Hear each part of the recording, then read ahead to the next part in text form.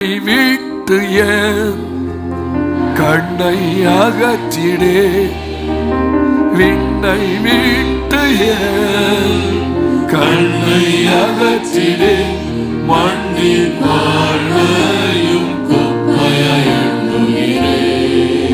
விண்ணின் வார்த்தைக்கு என்னை தருகிறேன், உண்மையுள்ளவன் என்றழைப்பேன்.